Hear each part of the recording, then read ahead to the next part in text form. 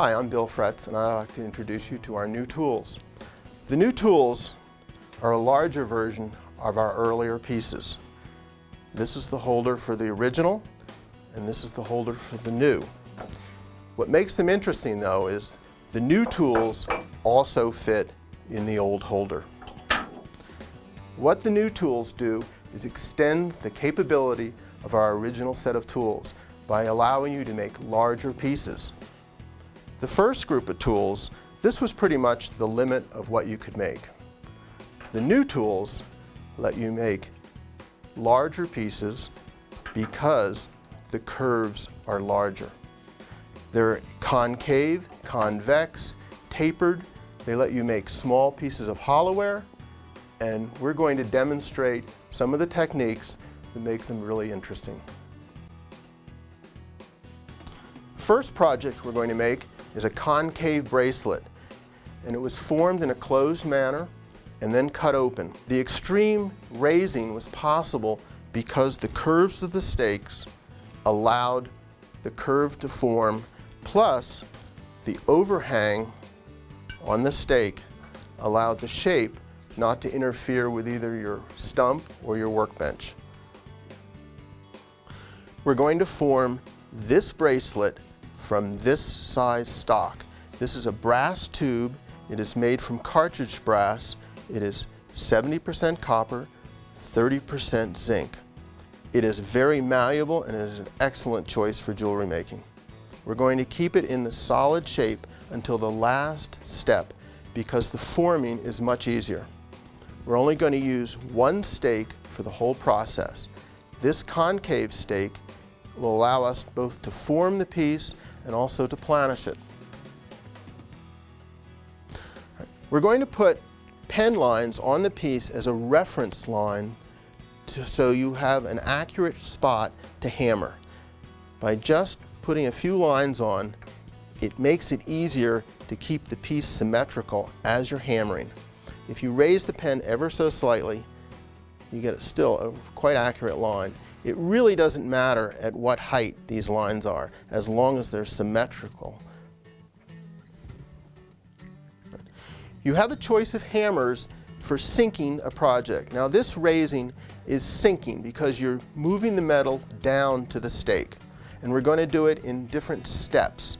Each step is called a course. So after we've hammered the surface completely once, it's called a course. And this will probably take 3 courses to raise the metal down to the full concave shape. We could use a steel hammer, and if we do that, we have the potential of stretching the metal. It is much safer to use a nylon hammer. This hammer has a lot of different inserts. The 7 different inserts have different curves. So by matching the curve of the insert to the curve of the stake, it makes it more accurate in forming the piece, and it keeps the piece from becoming wavy as you're forming it. We'll place the piece on the stake. Now you'll notice we're using this end because it allows the piece to flow freely as we work on it. We're going to start on the edge, and we're going to hammer the 2 edges and then move to the middle. We are not going to move the metal down in one course because the metal will become too stressed.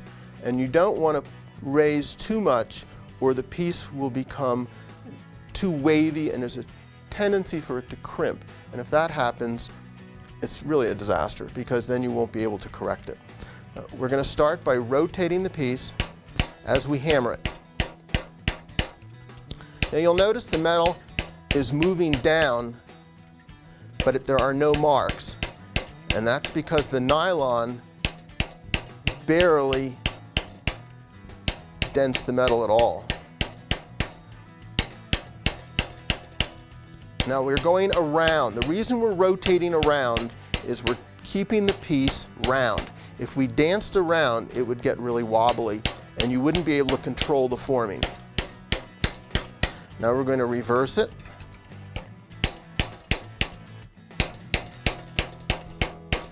Now as you hammer, the metal becomes work hardened. And as it becomes work hardened, it gets harder and harder to hammer. And that's why we're going to have to anneal it after we've hammered the middle down. Now I'm actually not hammering very hard. It doesn't take very much force to move the metal. Now I'm moving toward the middle, and I'm using the lines as a reference so I keep the piece symmetrical.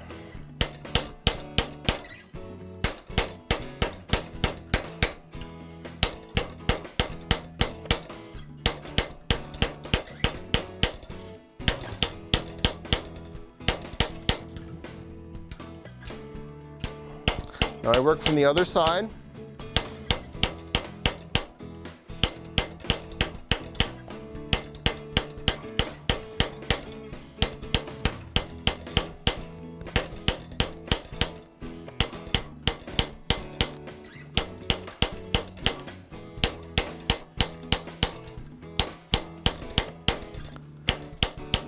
And then we go to the middle.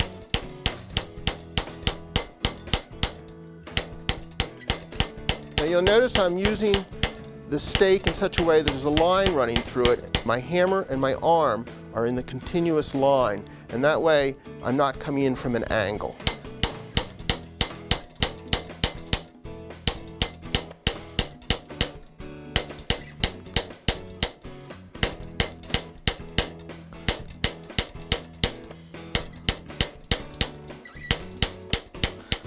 Okay, that's about as far as I can go in the first course. And after it's been annealed, we'll continue the process. We've now annealed the piece, and we've replaced the marker lines on the piece. The marker lines actually are useful in that they act as a heat indicator when you're annealing. When the lines burn off, you're usually very close to the correct temperature for annealing. Now we're going to start again from the edges, and we're going to move the piece down. Each step will drive the metal closer to the stake. And on this raising, we should be able to complete the raising.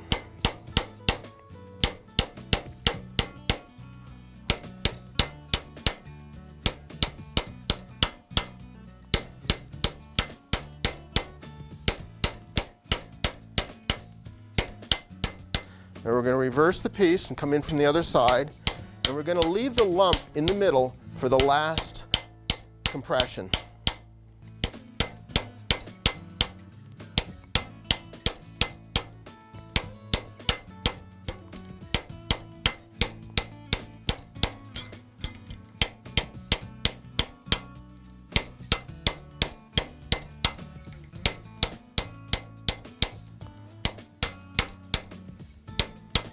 The final row that we're going to hammer is the middle, and as it forms a lump, we're going to compress that metal down and form the full shape. Now this middle metal is actually compressing and thickening because it has nowhere to go, so it actually gets a little bit thicker. It's not very noticeable on small pieces, but on a big piece you would notice it. You could actually really feel the difference as you're compressing it. It would take more force.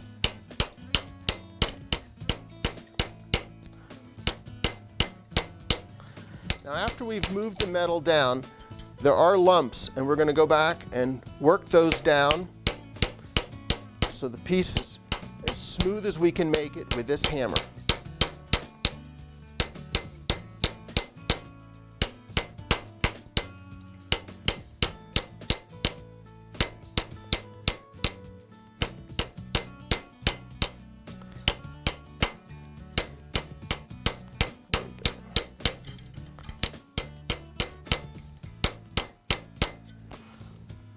You'll notice the piece has stayed round, and that's because there are two curves to the stake. One, this curve right here, if you continue it, would be a little bit smaller than a 2-inch circle, and that's why it fits. This curve is the one that's giving it the dynamic concave shape. We're now going to switch to a steel hammer after we've annealed it. We're now going to switch to a steel hammer that is a cross peen hammer, and it would allow us to planish the piece smooth. I've replace the lines, and this time we're going to start in the middle. And what we're doing is we're smoothing the metal out and moving it to the edges as it's getting smoother and smoother. It's very important that the hammer blows overlap and continue in one area until we've completed a complete circumnavigation of the piece.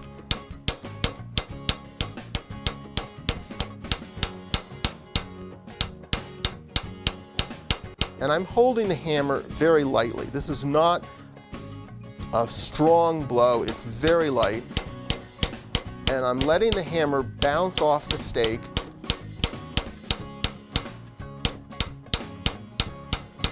It is not a strong blow, it is a relaxed stroke.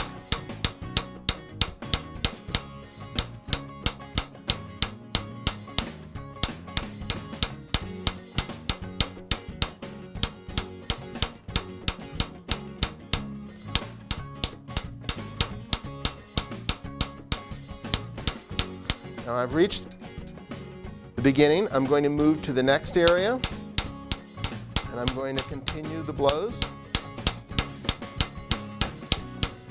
And as I'm doing this, the curve is actually being refined. In other words, it's not rippling. It will just have hammer blows, but it will lose any lumpiness that it had.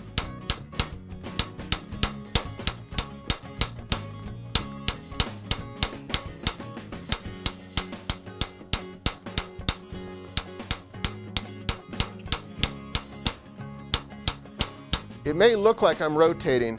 I would urge you to try to form a habit of coming straight down. That would probably be a better technique. If you try to hit it and stroke it, nothing's going to happen. It is a straight down blow that you're trying to achieve.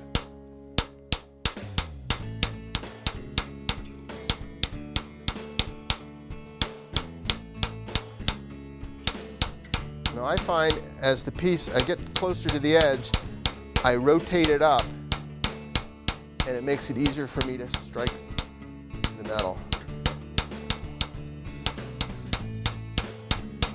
This stake is designed so this curve is a radius, so it's the same no matter where you're striking. So you can rotate it and still get the same curve.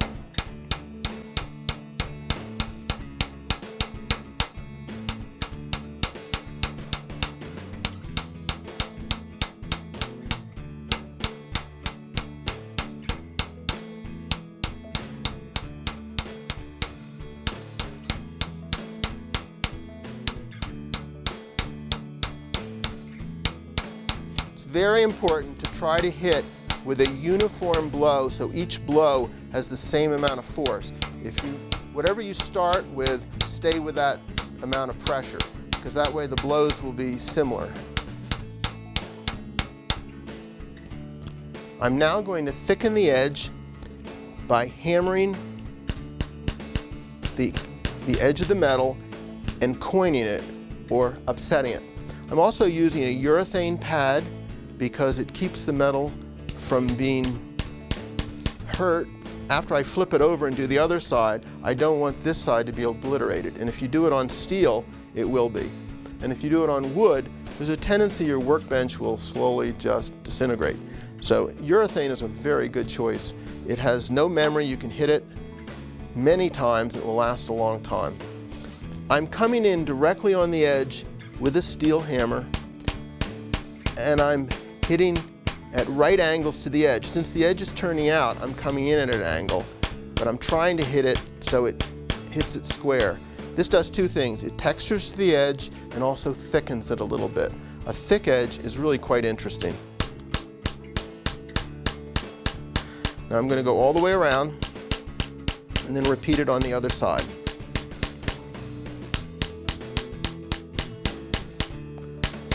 If you use different hammers, you're going to get different textures, and that's part of the appeal. You have a wide choice of finishes, so the combination of the hammer selection and the stake selection determines what the piece will look like.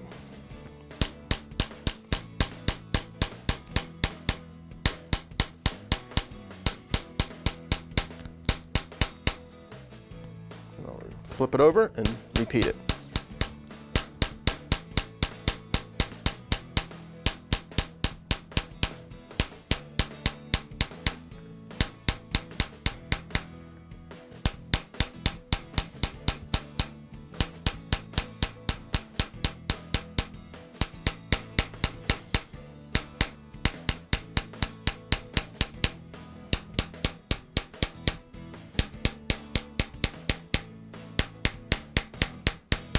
So that completes the forming process.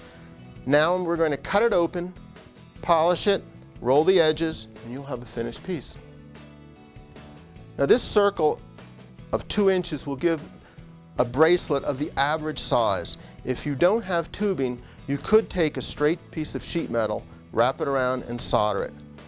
The interesting thing about a concave bracelet is the starting inside diameter more or less remains the same. There's a major difference though if you do a convex shape. If you do a convex shape, as the metal curves, the donut hole in the middle gets smaller and smaller, so you're going to need a larger piece of metal. We used a different stake on this piece. It was a domed piece, and basically we have a napkin ring from this size. This is a group of tools that is going to expand, and it's interchangeable, and it is the tool group that I have actually always wanted, and I think you're going to find it really interesting too. And it just lets you expand and make more pieces with more variables than previously possible. And thank you for watching.